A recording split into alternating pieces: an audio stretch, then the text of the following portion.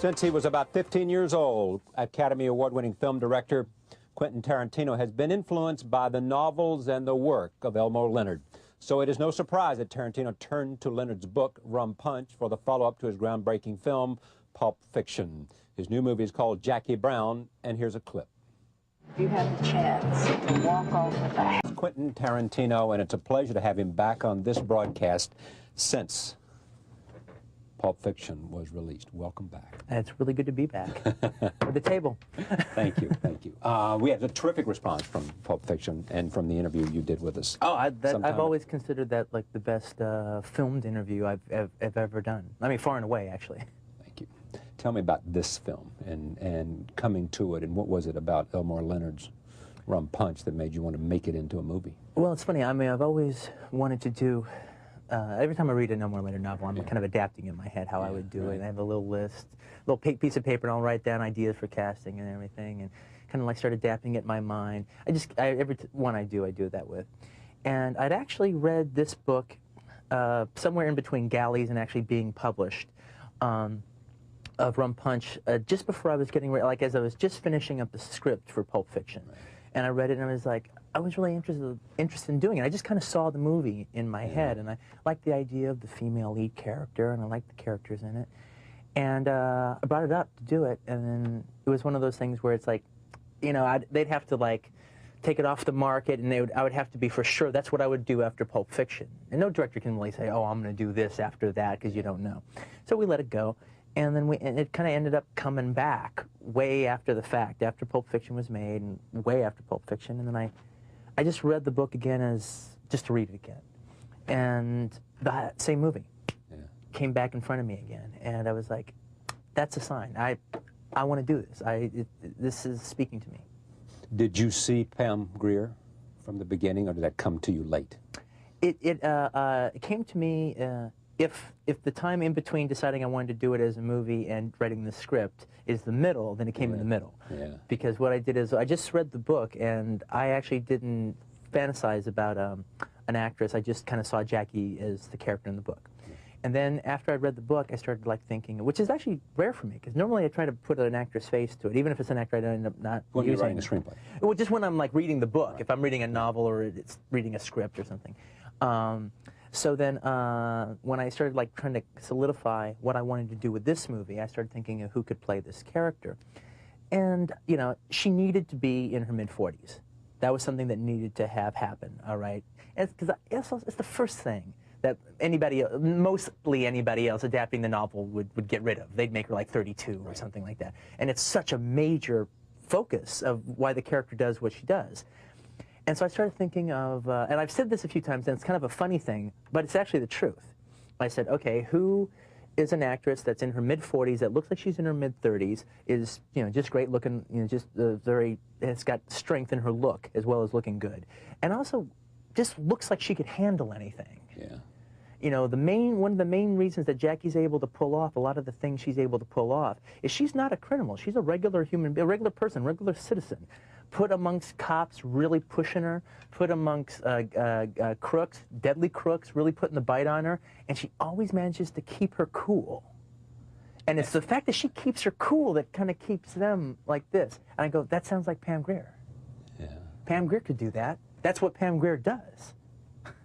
And then, upon thinking of that idea, any other actress I'd even kind of halfway thought of just kind of went away. They just couldn't stand up to the power of what Pam Grier would do with this role. And you called her? No, I didn't right away. I wanted to write it first. I actually, I didn't talk to her the entire time I was writing the script, and it took me about a year to write the script. So I'm turning it into a black woman and everything. Character's the same, but she's a different person, virtue of life experiences. And I can write black characters, so I'm like, and I actually know mature black women very well, and I have a tremendous amount of respect for them. So I was really enjoying putting that aspect into the character. And so I'm writing the character, and about like 3 months before I'm finished writing it, and I'm talking about after a year of writing, all right, I bump into Pam at like this science fiction award ceremony. She was there with Escape from LA, and I was there with Dust Alone. And so like I see her, and I've really been writing so much and just haven't been telling her. I was just playing it cool. Normally I just blurt it out, but this time I'm going to play it cool, all right? And I see her at the place, you know, and I go, Pam, and I'm playing it way cool at this point. I'm like, you know, Pam, writing a little something for you in my next movie. Think you're gonna like it. That's all I'm gonna say about it. All right. And then she goes, oh man, things are going really good with me. You know, I just did Escape from LA, and I just got hired by Tim Burton to do a part in Mars Attacks, and you know, things are going real good, you know. And I go, screw that mess. Wait till you read what I got for you. This is not a I ain't gonna say anything. That's all I'm gonna say. But just screw that mess, and you just wait. Be ready. Be ready. All right. And she goes, okay, okay. You know. And then literally about 3 months later, I finished it and sent it to her. And what'd she say?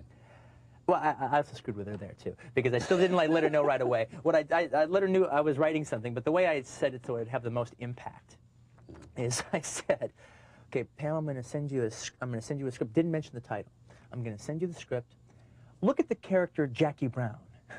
Okay, I'm just going to send you the script, all right? And then I send it like regular mail, as opposed to FedEx. All right? So she comes and she opens up this script and it says Jackie Brown. With a little post-it, read Jackie Brown.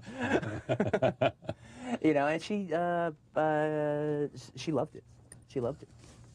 And like I said, the first thing I said to her, to tell you the truth, after she read it was, I said, you know, you've got the part, and we kind of talked about that for a while, and then we got down in this one big major phone conversation, you know, got down to the actual nuts and bolts towards the very end of it. And I just, you know, and I said, now look, a lot of people are going to come to you, and they're going to start talking this John Travolta business and everything, and you can't pay any attention to any of that. All right? This is not about that. This is about you being the perfect actress to play this role, and that's why you're getting cast. Not because you won some 70s revival contest, all right? Because you're the best actress to play this part, all right? And you can't think about any of that. We just got to get to work and just make Jackie Brown come alive. And then she came back with the greatest response. She goes, I'm not expecting it. I ain't expecting nothing that John Travolta got, because he's a 40-year-old white male, and I'm a mid-40s black woman, and they don't write the same parts for us. When you did Travolta, when you brought him in for Pulp Fiction, did you have any sense that you wanted to recreate his career, or you wanted to bring his career back? Or was it just, this is as it is with her, yeah, he's the right actor for the role, and whatever happens will happen? Well, it's like, I wanted the later. I mean, it was the later. I was just casting the right actor for the right role. Yeah. I wanted him to come back in a big way. That would be fantastic. You know? You didn't say go out on a mission to, I love John Travolta, and I'm going to make him.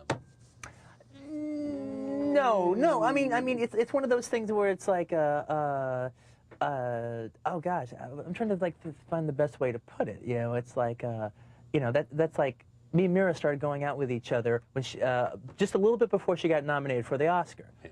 I didn't go out with her because I thought she was going to win the Oscar. Yeah. But it's pretty damn great that she won the Oscar. All right? That's like fantastic. I'm so happy for her. I couldn't want anything more. All right? And I would send out every positive thing towards that. But no, I casted him as an actor to do like the role. You know, but I wanted him to fulfill his destiny, just because I like watching him as an actor. You thought he had a destiny. I mean, you thought this guy's much better than the roles he's getting. Oh, yeah. People just have bad memories. And it's a damn shame. I mean, but it's really funny now. It's one of those things, because I did that with John, and you could, you know, argue that that Reservoir Dogs helped Harvey Keitel's career a lot, too. Right.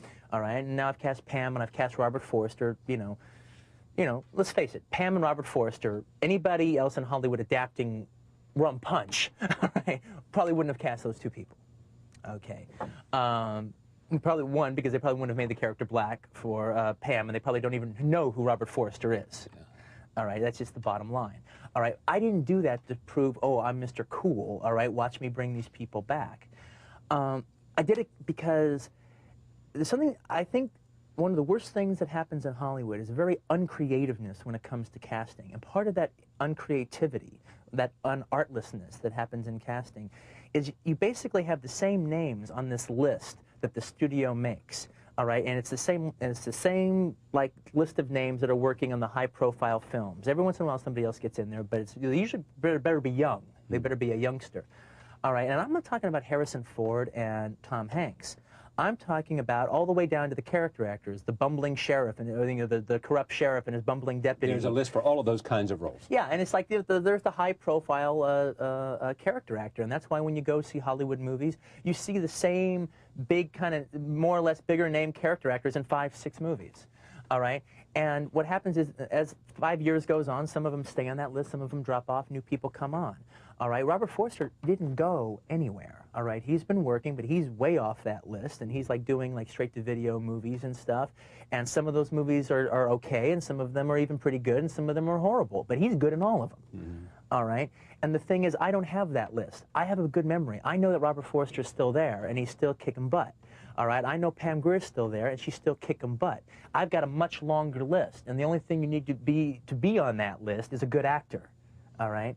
And that doesn't make me cool. It just, I just have more of a memory than most directors or most casting directors. Suppose Harvey Weinstein came to you and said, look, you can, if you cast Madonna in this role, one example, or if it's a male role and you put Hanks in the role, right. He's in his 40s, it'll make more money for us. So we need star power in this film. We need your brilliance as a director, but we need star power. Are you going to say, no, that's not what I do? The star power here is a Quentin Tarantino film, and that's what I'm delivering to you, and that's what made Pulp Fiction, and... Well, that conversation has happened on every one of my movies at one time or another, all right? But it's a conversation. It's not an order, it's not a dictate. I mean, it's like... why not? It's that kind of conversation. Yeah, well, I mean, it's like, all things being equal, you know, we really think there's an excitement about you working with this fellow over here. Yeah. All right, and just know that if you do it with him, then you know we'll be able to sell the movie more overseas because of this and that and the other. Now we'll still be able to do well with the film, but just know. And is there a reason why you don't want to use him? Don't you like him as an actor? All right, and it's like sometimes the answer is, you know what? There is no reason. He's the perfect guy for the role. All right, if I wrote a movie and Tom Hanks was the perfect guy for the role, I'd campaign. I'd get him. Well, I'd want to. I mean, if he wanted to do it, all right? I wouldn't be like, oh, no, I want to cast Blunkety-Blunk, all right? No, Tom Hanks is a fantastic actor.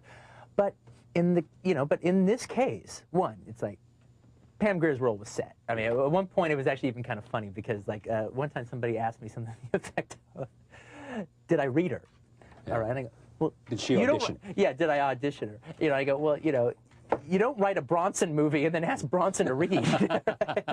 So you're doing a Grier movie then? Yeah. This is a Grier movie.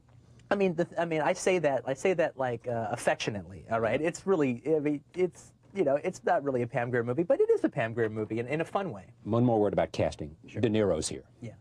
Why De Niro? Something he wanted to do. Something you wanted for him.